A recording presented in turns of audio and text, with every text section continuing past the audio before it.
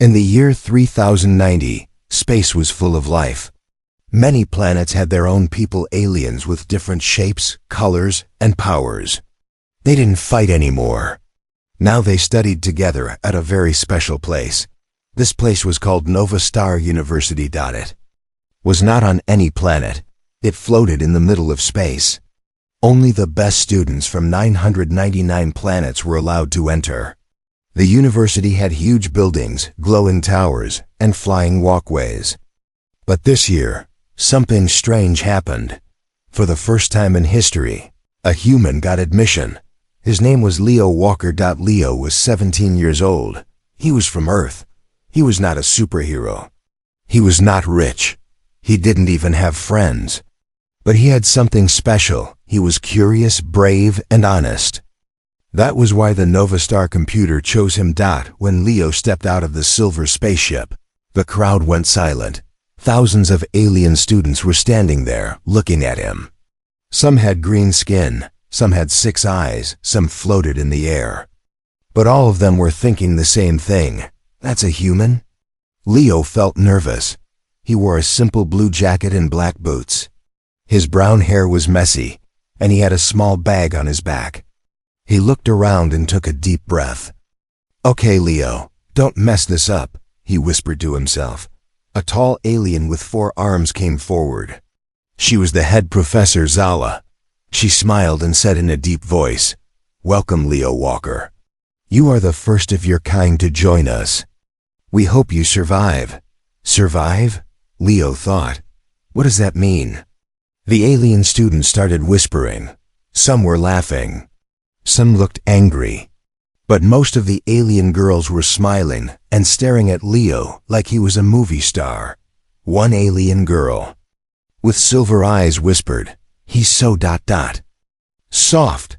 Another one with blue skin giggled, "I want to touch his hair." Leo heard them. His face turned red.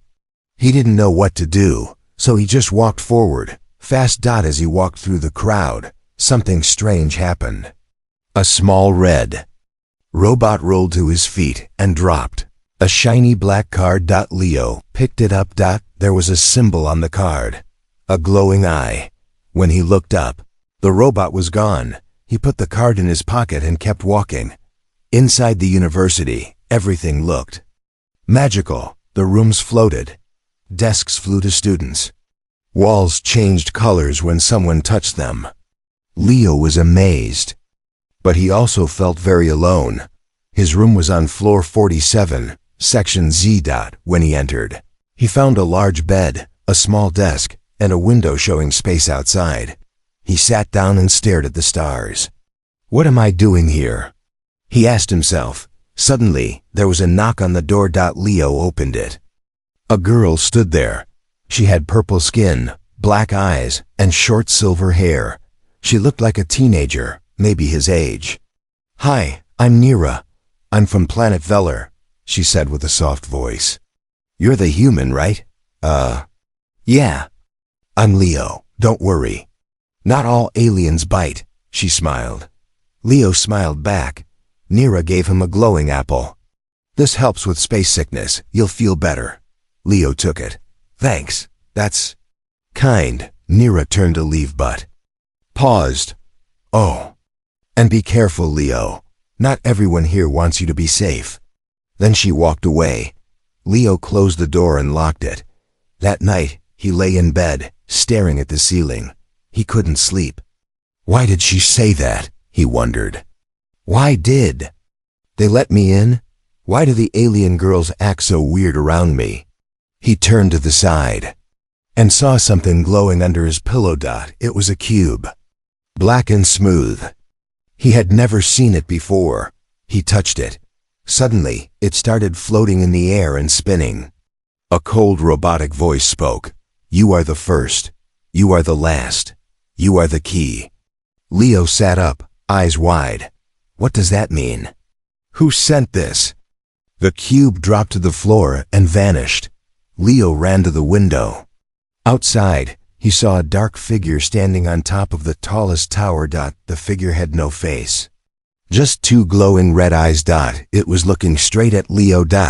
And then It disappeared. Leo's heart beat faster. He stepped back from the window. "What is going on here?" he whispered. It started with a dream. A strange, loud dream that didn't feel like a dream at all. Leo was running through a dark forest. The trees were alive, breathing, whispering, watching. The sky above was cracked like glass, and fireballs were falling from it. Behind him, he could hear footsteps. But when he turned around, no one was there. Then came the voice, cold, robotic, familiar. "You are the key. The war begins with you." Leo gasped and woke up, his shirt wet with sweat. His hands were shaking. It was just a dream, he told himself. But his room wasn't normal. The lights were off. The walls were glowing blue. The window was gone, and floating in front of him was the same black cube from last night. That morning, the university was busy as usual. Alien students were flying, teleporting, crawling to class. Some had books. Some had small creatures on their shoulders that whispered answers. Leo walked alone, his bag on his back and his mind full of questions. He didn't tell anyone about the cube. He didn't even know who to trust. Why me? Why am I the key? What key? What war? Before he could think more, a voice called out behind him. "Hey human," he turned. A tall alien boy with green skin and sharp teeth stood in front of him. 3 more stood behind him, laughing. "You think you're special, don't you?" the green one said. "Just because the girls like you," Leo didn't reply. "You're not special, you're weak. You don't even have powers." The alien pushed Leo's shoulder. Leo stumbled, but stood tall. Before things could get worse, a loud whistle echoed. Professor Zala appeared. "Is this a fight or a friendship session?" The bullies backed away quickly. "Sorry, Professor, just welcoming the human." Zala's eyes glowed. "Find another way to say hello." Later, during lunch, Leo sat at a corner table alone. His food looked like glowing jelly and floating rice. He barely touched it. Nyra came and sat next to him. "Rough morning?" "Something like that," Leo replied. Nira looked around, then leaned closer. "You look tired? Bad dreams?" Leo stared at her. "How do you know?" Nira didn't answer. She pulled something from her pocket. It was a small silver pin with a symbol, the glowing eye. The same one from the card Leo found. "What is that?" he asked. "Something you'll understand soon," she said softly. "But first you need to see something." That night, Nira took Leo to the top floor of the library. There was a locked door. It had no handle, no keyhole. Just a symbol, the glowing eye. Nira pulled out her pen and touched the door. It slid open with a whisper. Inside was a small room filled with floating books, ancient scrolls, and glowing artifacts. At the center, a giant crystal ball hovered, showing moving images inside. Leo saw a human. Not him. Someone older.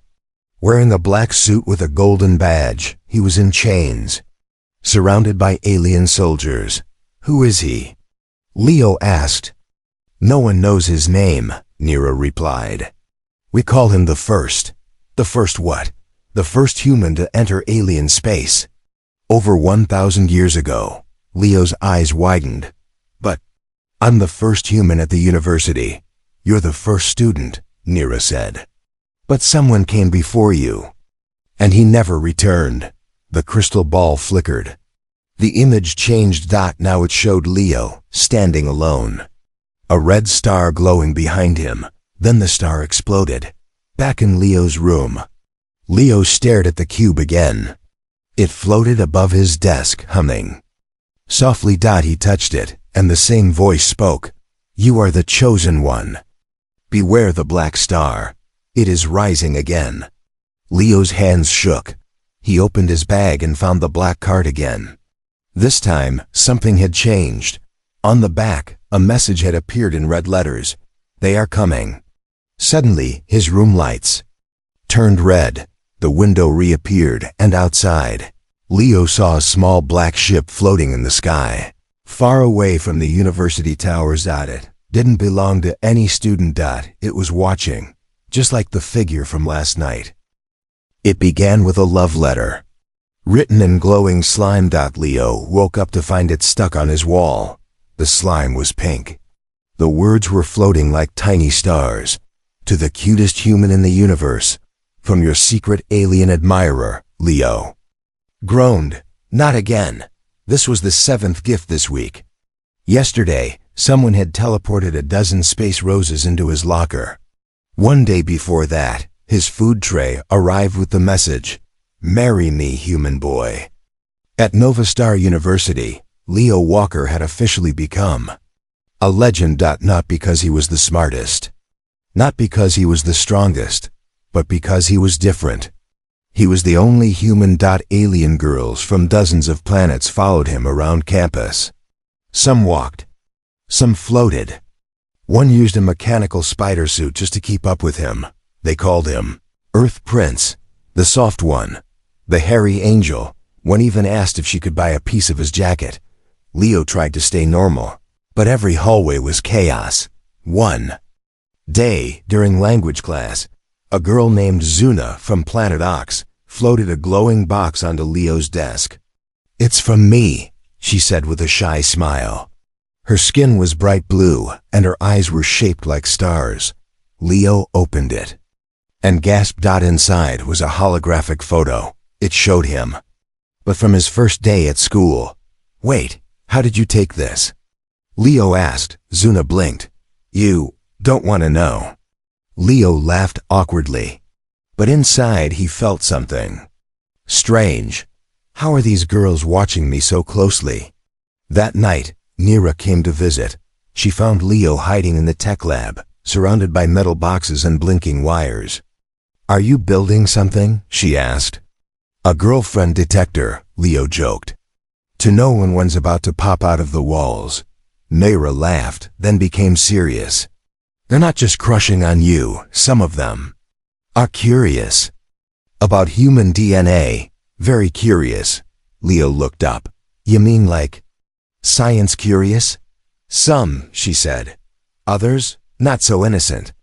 Later that evening, someone slipped an old book under Leo's door. It was wrapped in black cloth. The cover read, "The Human Curse." Leo flipped it open. Inside were hand-drawn pictures, strange symbols, old stories. And then a sketch. It was a boy. He looked exactly like Leo. Same hair, same face, same jacket, but the drawing was 1,000 years old. Leo ran to the library. Nira was there, reading an alien history scroll. "You have to see this," he said, holding up the book. She took one look and froze. "That's impossible," she whispered. "Is that me?" Leo asked. "Or someone who looked like me?" Nira turned the pages fast, looking for answers. Then she stopped at a line written in gold ink. "The one who returns wears a human face, but carries the key to the end of space." The words gave Leo chills. "What does that mean?" He asked. And where Ara closed the book slowly. "It means, this may not be your first time here." That night, Leo sat by his window, staring into space. The black ship from before was gone, but he still felt watched. He looked down at his desk and saw something new. Another note. This one wasn't slimy or romantic. It was written in sharp, clean letters. No name, no decoration. Just one message. "Stop asking questions, Earthboy, or you won't survive Part 4. Leo slowly turned the paper over. On the back was a symbol, the black star, asterisk. It started with a wall that wasn't a wall. Leo was walking through the science wing late at night. The halls were empty, and the lights were dim. He was heading back to his room when he saw something strange, a painting. It was big, with hundreds of stars painted across it. But when Leo touched the bottom corner, the stars moved. The whole wall melted into thin air. Behind it was a narrow tunnel, dark, silent, and cold. Leo looked around. No one saw him. He stepped inside. As he moved deeper into the tunnel, blue lights lit up on the walls. Strange symbols glowed, and whispering voices echoed around him. The air felt heavy. Then he heard footsteps. He turned fast. It was Naira. And behind her, two more students. One was Zuna, the blue-skinned girl who gave him the book. The other was a boy with metal arms and glowing green eyes. He said nothing. "You found the star wall," Naira said quietly. "What is this place?" Leo asked. "You're inside something called the Vault of the Void," she replied. "Only a few students know it exists." They walked deeper. Finally, they reached a large round room. In the center was a stone table shaped like an eye. Around it, 12 empty chairs stood, carved with symbols from different alien languages. "Welcome," Naira said, "to the oldest secret in the university." Leo looked confused. "I thought this was a school," Zuna smiled. "It is, but it's also a battlefield." Naira placed her hand on the stone table. A hologram popped up, showing an old map of the universe, and in the center, a spinning red symbol, the Black Star. "Thousands of years ago," she explained, "there was a war. A great power was hidden away, something called the Omega device." "What does it do?" Leo asked. "We don't know. But legend says it can destroy planets or save them." "So why are you telling me this?" Naira looked him in the eyes. "Because only a human can unlock it." Leo's heart raced. "Why me?" Zuna opened a metal book. Inside was a list of names, alien languages, crossed out. At the bottom, only one word glowed. "Human, your DNA," Naira said. "Your mind, your emotions. It's all part of the key." "Key to what?" Leo whispered. The boy with metal arms finally spoke. "To everything." Suddenly, the hologram glitched. A new face appeared. Cold eyes, sharp black armor. "No smile." "Zeroth," Naira said. "He was part of this university. Once. Now he's hiding. Somewhere in this building, disguised. And he wants the Omega device," Zuna added. "At any cost." Leo stepped back. "You mean he could be anyone?" Naira nodded. "Even a teacher. Even a student. Even a friend." Back in his room, Leo sat in silence. He stared at the black card again, the one with the glowing eye. It was pulsing now, like a heartbeat. The cube on his desk was glowing too. He touched it. The voice returned. "Zeroth is near. You must choose, hide or become the key." Then it shut off. Suddenly, his door opened. It was Luna, another alien girl. She had smooth silver skin and shining green eyes. She had flirted with Leo many times before, always friendly, always smiling. Tonight she looked serious. "Leo," she said, "you're in danger. Come with me." "I know who Zeroth is." Leo stood up. "Why now?" Luna gave a strained smile. "Because he's coming, and you don't have much time." As they walked through the halls, Leo felt a chill. Something felt off. "Where are we going?" he asked. "Somewhere safe," Luna whispered. But when they turned the corner, he saw it, a hidden ship. Black and sharp, just like the one outside his window. And suddenly, two large figures stepped out, wearing armor. Leo turned to run, but Luna grabbed his wrist. "Sorry, Earthboy. You were easier than I thought." She smiled, and everything went black. When Leo woke up, he wasn't Leo anymore. He was lying on a cold metal table, bright lights above him. His hands and legs were locked with glowing bands. He looked around. He wasn't in his room.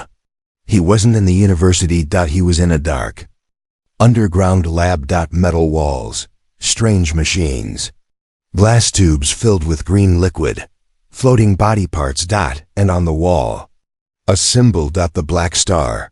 A voice echoed through the room. "You are awake. Good." Leo turned his head. A figure walked in, tall, armored, silent. It was Zeroth. His face was part metal, part shadow. His eyes glowed red. He looked down at Leo like a scientist watching an experiment. "You're smaller than I imagined," What do you want from me? Leo shouted. Zeroth smiled. Not you, human, your code. Leo struggled in the cuffs. Where's Luna? The girl who brought you? Zeroth said calmly. She's one of mine. She's been watching you since day one. You tricked me. Everyone does. Eventually, Zeroth replied. You're not the first human here, Leo. He pointed to a dark corner.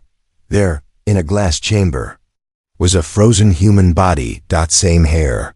Same face. It looked just like Leo. That's not possible, Leo whispered. His name was Project Up-1, Zeroth said. The original human, taken from Earth long ago. You are his clone. Leo's breath stopped. You're lying. Am I? Zeroth smirked. You were grown in a lab, Leo. A perfect replica, but you developed emotions, dreams, thoughts. That makes you dangerous. Leo closed his eyes. His whole world was falling apart. I'm not real. You are data, Zeroth said. And I'm here to extract it. Suddenly the alarms blared. BZZZZZT. Warning. Vault breach. The door exploded. Smoke filled the room, and through it came a blur of purple and blue. It was Nira and Zuna.Nyra through a glowing disc that shattered Leo's cuffs.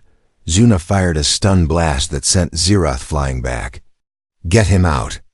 Nira shouted. Leo jumped up, dizzy but moving. Zuna opened a portal with a small cube. Go now. They all jumped through just before the lab exploded behind them. They landed in an old engine room beneath the university. Leo fell to the floor, shaking. He said, I'm not real. I'm a clone. Nira knelt beside him. You are Leo. She said, I don't care how you were born. You feel, you fight. That's what's real. Zuna added, you made choices. That makes you alive. Leo looked at his hands. Then I choose this. I choose to stop him. Up above, chaos was spreading. Security bots were flying. Sirens echoed through the campus. And worst of all, Zeroth's ship had entered the sky. Above the university, he was done hiding. A huge hologram appeared across the towers. Zeroth's voice boomed. To all students, bring me the human, or I bring you extinction. In the shadows, alien students watched. Some were afraid. Some wanted to run. Others were already on Zeroth's side. The university was now a battlefield, and Leo? He was no longer just the human boy. He was now the hunted one. Asterisk, the stars were quiet tonight. Leo stood at the edge of the tallest tower, the wind of space brushing against his face. Below him, the alien university was glowing with chaos. Alarms, patrol bots, students running. Everyone was afraid, but Leo felt calm. I was made in a lab. I'm a copy of someone who died, he whispered. But I still have one thing he never had. A chance to stop this. Behind him, Nira stepped forward. You don't have to do this alone. Leo turned. His eyes were tired but steady. Yes, I do. They walked back into the secret chamber, the one hidden under the library. The vault of the void. In the center was a large sphere, floating and glowing. It was called the Omega device, made by an ancient race long ago. Built to destroy entire star systems. Locked for centuries. Only a human could activate it. And now, Leo was the only human left. Zuna brought an old crystal panel and placed it on the table. It showed a galaxy-wide map. One star glowed black, the Black Star. Zeroth's base. His army. His final plan. If he reaches the Black Star core, Zuna said, he can open a gateway to other universes. And what happens then? Leo asked. He becomes more than a threat. He becomes everything. Nira looked at Leo. You're the key. You can control the Omega device, but it will ask for something in return. Leo swallowed hard. What? Zuna said quietly. Your memories, your identity, maybe even your life. Silence. Leo stared at the floating sphere. He thought about Earth, his home.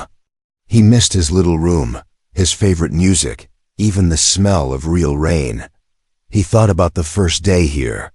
The fear, the alien girls, the cube, the black star. He thought about Nira, and then he stepped forward.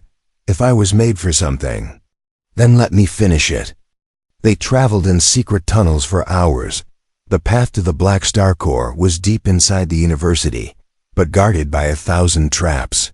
Only one tunnel led there, through a broken engine shaft, and an ancient gate sealed for centuries.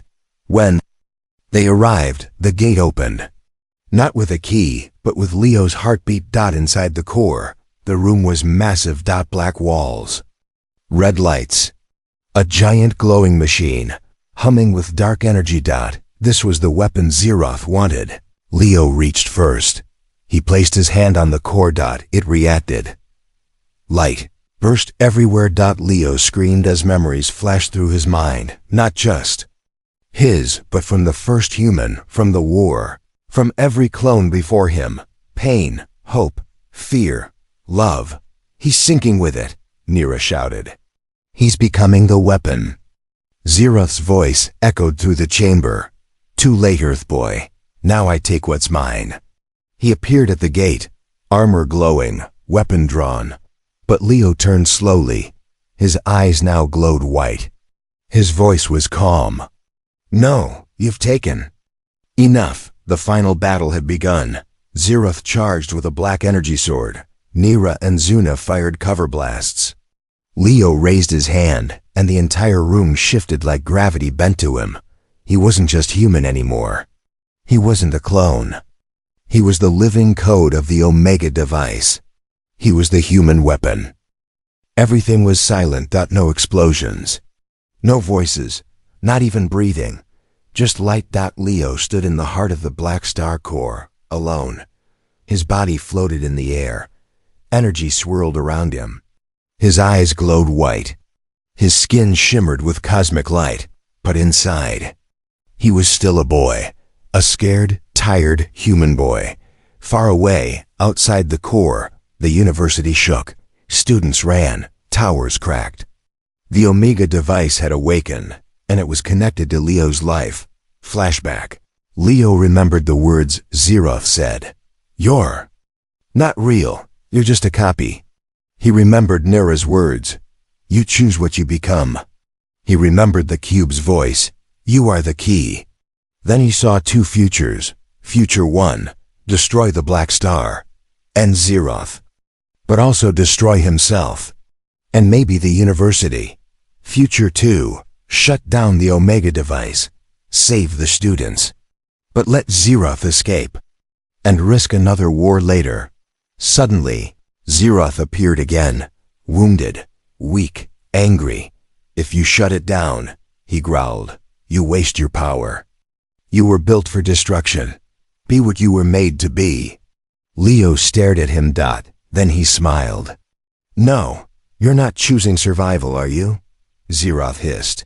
No, Leo said softly. I'm choosing peace. Leo raised his hands. Awe.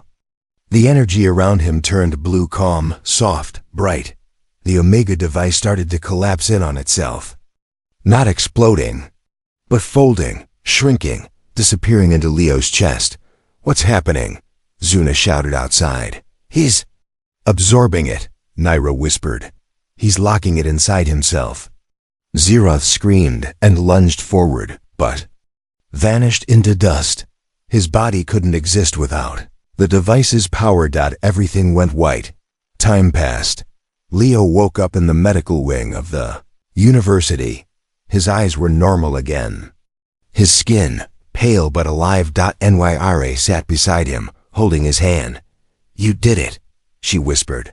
Is everyone safe? He asked weakly. Yes, you saved us all. The news spread fast. The human boy had stopped a galaxy war. He had faced power and refused to use it. Students from across the stars now spoke his name with respect and wonder. A few days later, the university gave him a medal. But Leo didn't care about fame. He just stood on the rooftop watching the stars. Nira came. and stood beside him. "You could go back to Earth," she said. "Maybe one day," Leo smiled. "But for now, I like it here." She smiled. "You were never just a human boy. What was I then?" he asked. She looked at him. "You were our hope." And so the boy who came from Earth became a legend across the stars.